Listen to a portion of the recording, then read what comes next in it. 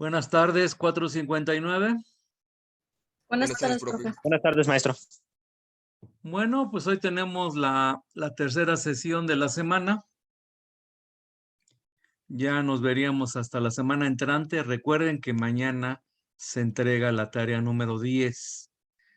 Hoy va a ser una clase en donde vamos a ver dos videos que les había prometido sobre el conflicto de Nicolás Tesla con Tomás Alva Edison, y el otro es sobre la ley de Ohm, donde vamos a empezar a ver los conceptos de corriente eléctrica, resistencia y voltaje. Entonces, estoy haciendo tiempo porque hay pocos. Hay 8 nada más. No sé por qué están entrando cada vez menos. Ya quedan, con esta semana serían 5 semanas, pero ya se va a acabar. Entonces nos quedan 4 semanas más de clases, aunque de hecho clases serían 2 semanas y la siguiente sería para hacer exámenes y la última para evaluar. Ya estamos ya en la parte final del curso. Solamente entró uno más, pero bueno, vamos a echar a andar el video de la clase que tuve hace ratito con otro grupo y comparto audio y aquí está el video. Muy bien. Corre video. Estuve checando y lo último que estuvimos viendo fueron problemas con cargas. Y hoy vamos a ver dos videos. Uno que les prometí que era sobre el conflicto de Edison y Tesla. Y otro ya que tiene que ver con cargas, digo, con corrientes. Entonces, hoy va a ser una clase no tan larga. Recuerden que mañana se entrega la tarea, la tarea número 10, que va a ser la penúltima tarea. Ya después de esta semana quedan 4 semanas más de clases. Ya se fue el tiempo. Entonces, bueno, comparto, están entrando poco a poco. Siguen entrando ya pocos, no sé qué pasa, de veras. Y ahorita ya no tienen asesorías. Entonces, bueno, comparto. Aquí está su Classroom. Ya añadí 2 videos y hoy vamos a ver entonces la guerra de las corrientes entre Nicolás Tesla y Tomás Alva Edison. Es más ampliado esto, está más explicado, y luego vamos a ver la ley de Ohm y empezar a ver circuitos eléctricos. Bueno, entonces comparto primero, a ver, no compartí audio, entonces tengo que hacerlo, si no, no van a escuchar. Y ahora sí. Muy bien. Entonces, primero la guerra de las corrientes. Hola Corre protones, video. hoy traigo al canal un tema apasionante y que se ha vuelto a poner de actualidad gracias al cine. Se trata de la guerra de las corrientes, uno de los episodios más trepidantes de la historia de la ciencia y de la técnica. En el vídeo anterior hablamos acerca de la nueva película de Martin Scorsese sobre este conflicto electrizante. Si te lo perdiste, lo enlazo en la descripción y aquí arriba para que puedas echarle un vistazo y ponerte al día. Ahora, para dar contexto a esa reseña, vamos a hablar de qué fue la guerra de las corrientes, cuándo sucedió, cómo sucedió, qué personajes estuvieron involucrados en ellas, cuáles fueron los desarrollos tecnológicos que llevaron a ese conflicto técnico y además cómo fue el desarrollo posterior de toda esa implementación de tecnología que han marcado nuestra vida actual, digamos, el gran desarrollo y revolución de la industria moderna. Para descubrir todo esto, sígueme la corriente. Sígueme, la corriente, sígueme, electrón con electrón, sígueme la corriente, suscríbete y sé mi protón. Thomas Alva Edison nació en Ohio en febrero de 1847. En su juventud fue expulsado de la escuela por considerarse un alumno altamente improductivo y a sus 12 años ya trabajaba vendiendo periódicos. aunque muy pronto comenzaría a hacer sus primeros experimentos mecánicos y eléctricos a raíz de su fuerte interés por la física y por la química. Llegó incluso a montar un laboratorio bastante cutre en el vagón de tren en el que también se encargaba de imprimir el periódico semanal, The Grand Trunk Herald. Con estos cimientos comienza la vida de uno de los empresarios e inventores más prolíficos de toda la historia de Estados Unidos. Más adelante, tras trabajar como telegrafista, se muda a Nueva York en 1869 y comienza a trabajar como inventor en Newark, en su propio laboratorio. Pero fue en 1877 cuando comienza a fraguarse la leyenda. En ese año se muda a Menlo Park, en Nueva Jersey, y comienza su retahíla de inventos más significativos. El fonógrafo, un dispositivo capaz de grabar y reproducir voces, sale a la luz en 1877, y en 1879 la bombilla, la lámpara incandescente. Fue precisamente el desarrollo de un filamento, el hilo que va dentro, que no se quemaba, sino que permanecía incandescente, el que le llevó a recibir el apodo de El Mago de Menlo Park. No en vano, en un show ante más de 3.000 personas, logró mantener encendida su bombilla durante 48 horas seguidas. Fue entonces cuando Edison funda su compañía más conocida, la Edison Electric, con intención de realizar todo el desarrollo tecnológico e implementación de su tecnología de corriente continua. A esta iniciativa se le uniría mediante una fusión el magnate J.P. Morgan.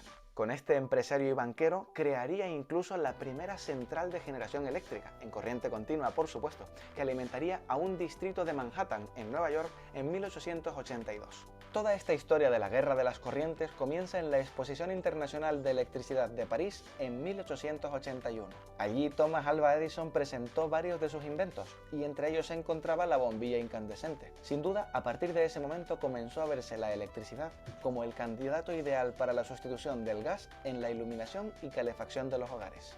Fue entonces cuando otro de los grandes empresarios estadounidenses, George Westinghouse, se interesó por el mercado incipiente que abría el mercado eléctrico. En él veía que se abrían muchas oportunidades, y particularmente en su situación, que prácticamente tenía el dominio de toda la distribución de gas y de frenos hidráulicos y de todos los cacharros que se verían sustituidos por la electricidad, pues como que resultaba interesante meterse en ese mercado. Fundó la Westinghouse Electric para competir con Edison, aunque no apostaría por la tecnología de corriente continua, no la veía suficientemente eficiente. De hecho, intentó incluso acercarse a Edison para operar en conjunto y transportar energía con corriente alterna empleando la tecnología de bombillas de Edison, pero parece que no se mostraba muy receptivo. Se enfrascarían así en la gran batalla y la gran carrera por dominar el mercado eléctrico. Westinghouse, con la corriente alterna, logró iluminar Massachusetts y fue consiguiendo dominio sobre distintas ciudades, mientras Edison hacía lo propio en otras regiones. Cada uno, difundiendo las bondades de su tecnología, lograba expandir su dominio en aquel tiempo en el que aún era bastante incierto saber quién y qué tecnología acabaría dominando la situación. Sin embargo, Westinghouse aún no había podido ofrecer con la corriente alterna todo lo que la corriente continua de Edison ofrecía.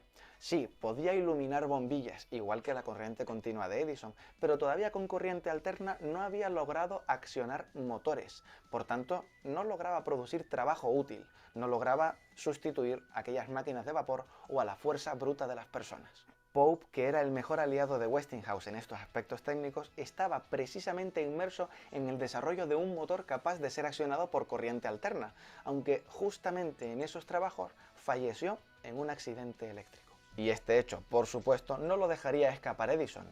Lo utilizaría para esgrimir que la corriente alterna era una corriente peligrosa, que mataba a personas, a diferencia de su corriente continua. Edison llega incluso a colaborar en el desarrollo de la silla eléctrica con corriente alterna, para realizar ejecuciones presumiblemente limpias, tratando de involucrar al máximo posible en esto el nombre de Westinghouse, como creador de la electricidad perfecta para matar.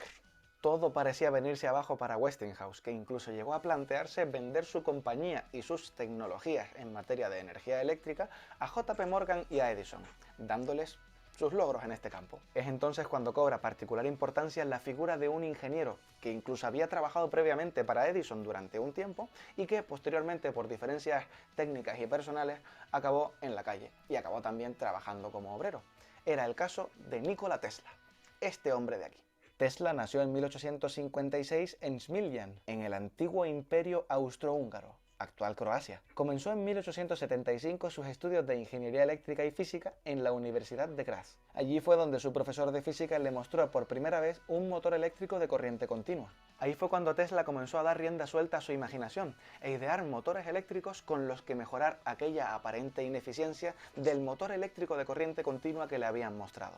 Y es que tampoco hay que culparle, lo que le sacaron en la Universidad de Graz era un motor chungo con escobillas chispeantes que sí, se movía, ok, pero ¿de qué manera? Que tampoco tenemos que olvidarnos de que era el comienzo de toda esta tecnología. Después de unos años de estudio y trabajo intensísimos, hasta tal punto de que sus profesores llegaron a mandar cartas a sus padres diciendo que su estabilidad mental corría peligro si seguía con ese ritmo. Pues después de todo eso, en el segundo semestre de su tercer año de estudios, llegó a abandonar la universidad y se mudó de Graz. Era el año 1878 y llegó una época en la que se perdió un poquillo, entre pequeños trabajos y una fuerte adicción a las apuestas y al juego. Esto fue así hasta el fallecimiento de su padre, hecho que le hace centrarse y poner orden en su vida. Fue entonces cuando llegó a Praga, de nuevo a la universidad, y comienza a trabajar también en la oficina de telégrafos. En el año 1882 se muda a París para trabajar en la Continental Edison Company. Sí, señores, llegamos ya al momento en el que la historia de Nikola Tesla comienza a cruzarse con la de aquel Thomas Alva Edison con el que comenzamos este vídeo. Allí se encargaría de mejorar e implementar los equipos eléctricos que llegaban de Edison desde Estados Unidos. Pero además durante esos años sería cuando comenzaría a idear el motor de inducción con el que posteriormente lograría dominar el mundo eléctrico gracias a la corriente alterna. Ups, espero no haberte desvelado el final.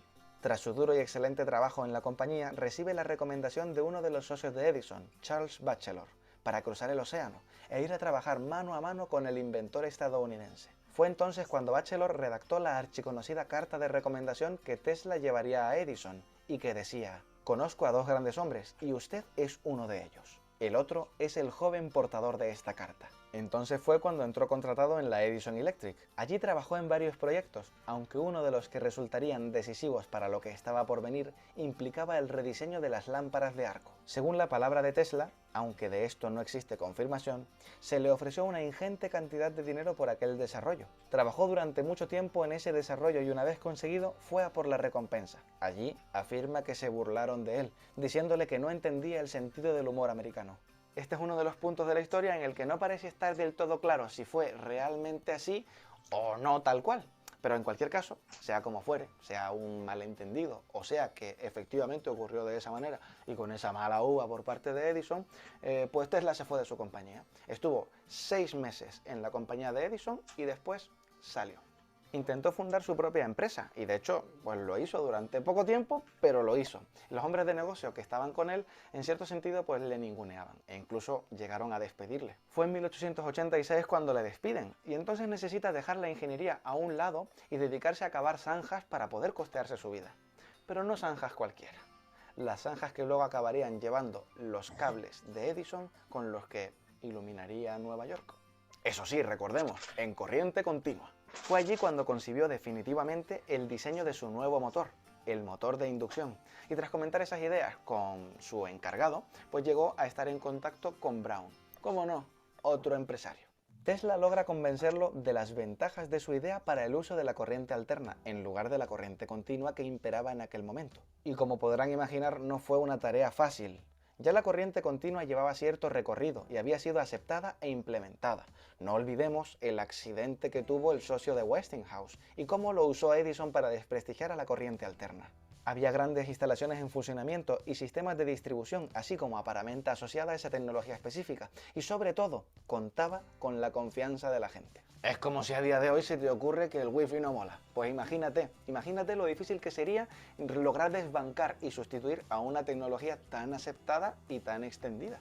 Con el apoyo de Brown, logró involucrar en ese proyecto y en esa idea al empresario George Westinghouse, del que hablamos al principio del vídeo. Y no es difícil entender por qué se involucró a Westinghouse. Si él no había conseguido todavía un motor que lograse funcionar con corriente alterna, esta oportunidad era de oro para ya conseguir ofrecer todos los servicios que ofrecía Edison con su corriente continua: iluminación y trabajo útil. La Westinghouse Electric compró los derechos de desarrollo y explotación de aquella tecnología de corriente alterna y se posicionó así como la principal competidora de Edison y su tecnología de corriente continua. Fueron estas dos empresas las que protagonizaron la guerra de las corrientes por el dominio del mercado eléctrico y la imposición cada una de su tecnología. Ahora bien, llegados a este punto cabe preguntarse, ¿por qué apostaba Tesla tan fervientemente por la corriente alterna junto con George Westinghouse? ¿O por qué Edison decía que no, que él prefería la corriente continua y que de ninguna manera iba a cambiar a la corriente alterna? En otras palabras, ¿qué sabemos ahora mismo de las ventajas y desventajas de la corriente alterna y de la corriente continua? La ventaja fundamental de la corriente continua, que fue la piedra angular en las campañas de Edison en favor de su tecnología frente a la tecnología que utilizaba la corriente alterna, es su mayor seguridad. Está claro que las dos son peligrosas, aunque la corriente alterna hace que los músculos permanezcan contraídos y dificulta soltar el elemento cargado. El riesgo de fibrilación ventricular además es mayor.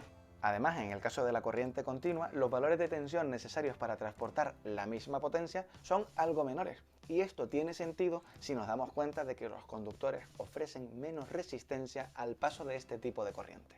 ¿Y entonces qué le pasaba a Westinghouse y a Tesla? ¿Por qué era más adecuada la alterna? Pues fundamentalmente por cuestiones económicas. Es muy sencillo, mediante el uso de corriente alterna, elevar o reducir tensiones. Cuando se genera la energía, se puede subir a la tensión para transportarla, teniendo menores pérdidas energéticas que si se hiciera a baja tensión. La utilización de transformadores nos permite controlar muy bien la tensión a la que queramos que se trabaje en cada etapa, pudiendo hacer distinción entre etapas de transporte, distribución en media tensión o distribución en baja tensión. Y esto es algo que permite la corriente alterna. Así llegó el año 1893 y con él la Feria Internacional de Chicago. Allí finalmente fue donde se empleó por primera vez la corriente continua a una escala tan grande como para demostrar su enorme utilidad y capacidades, y a la mitad de precio de lo que Edison pudo ofertar. El motor de inducción de Tesla permitía, además, convertir la electricidad no solo en luz, sino también en fuerza útil, el pack completo. Ya a partir de aquí comenzó a expandirse fuerte y velozmente la tecnología de corriente alterna,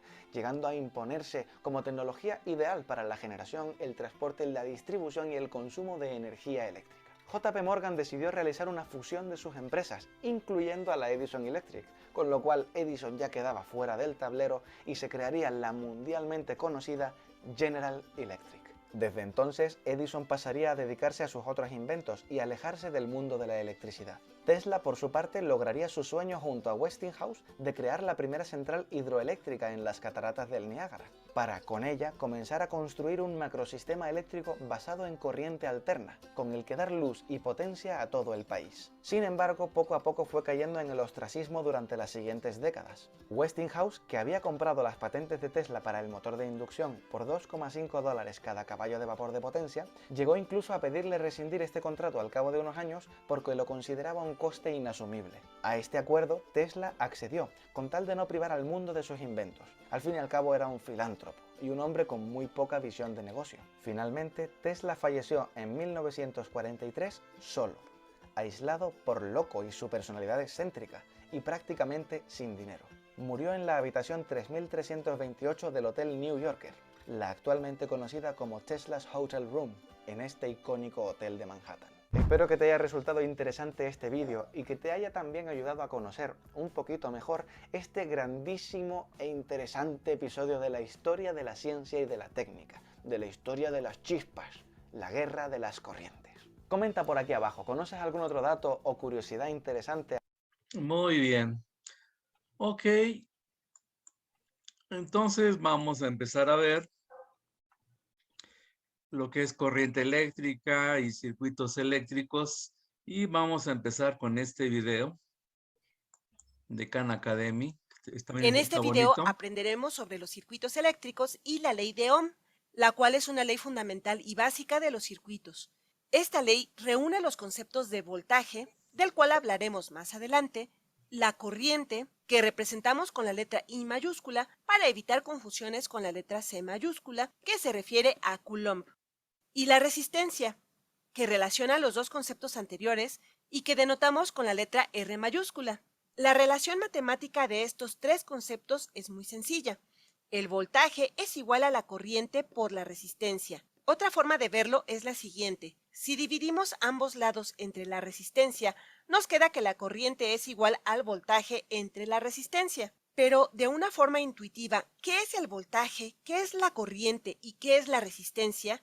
¿Y cuáles son sus unidades para que todo esto tenga sentido para nosotros?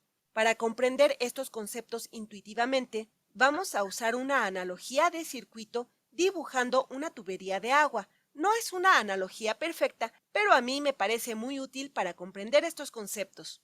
Imaginemos que tenemos una tubería llena de agua y que está cerrada en el fondo. El agua que está en la tubería tiene cierta energía potencial, y esta energía potencial es análoga al voltaje, pues es potencial eléctrico, pero no es solamente potencial eléctrico, es potencial eléctrico por unidad de carga.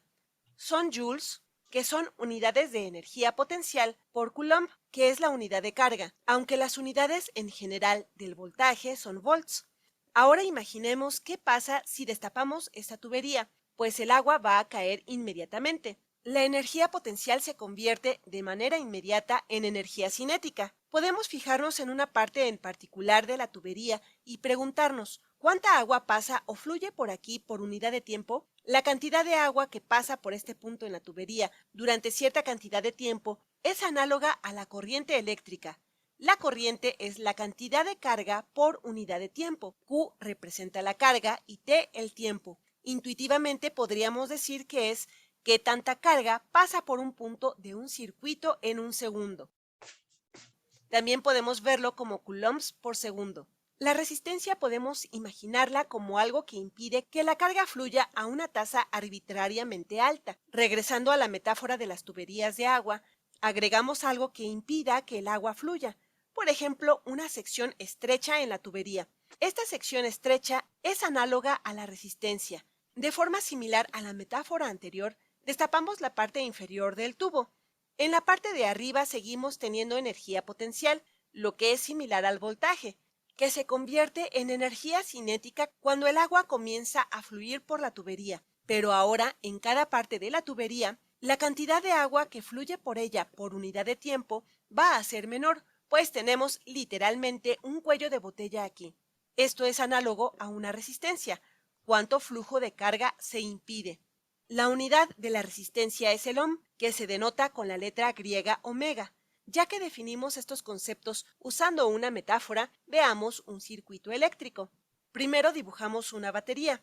La convención es que la terminal negativa de la batería se indica con la línea más corta y la terminal positiva con una línea más larga. Esta batería genera un voltaje. Es un voltaje de 16 volts a través de esta batería. Podemos decir que la energía potencial por coulomb es de 16 volts.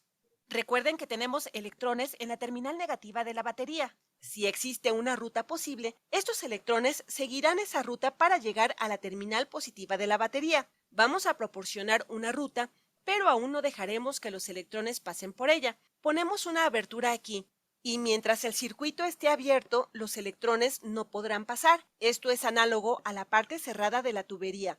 Pero si cerramos el circuito, entonces los electrones ya tendrán una ruta disponible para llegar a la terminal positiva de la batería, lo que es análogo a cuando destapamos la tubería y el agua comienza a fluir por ella.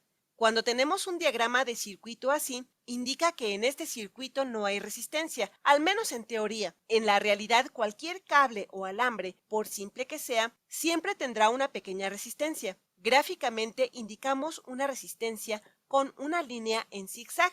Esta resistencia es de 8 ohms. La pregunta ahora es, con este voltaje y con esta resistencia, ¿cuál es la corriente que pasa por este circuito? ¿Cuál es la tasa a la que fluye la corriente por un punto de este circuito? Pausen el video y traten de calcularlo. Para responder esta pregunta tenemos que usar la ley de Ohm. Despejamos la corriente y sustituimos los valores del voltaje y la resistencia. La corriente es igual al voltaje, que es 16 volts, entre la resistencia, que es de 8 ohms. Esto es 16 entre 8, que es igual a 2. La unidad de la corriente es carga entre unidad de tiempo. Podríamos decir 2 coulombs por segundo, o también podemos decir que son 2 amperes y denotamos amperes con la letra A mayúscula.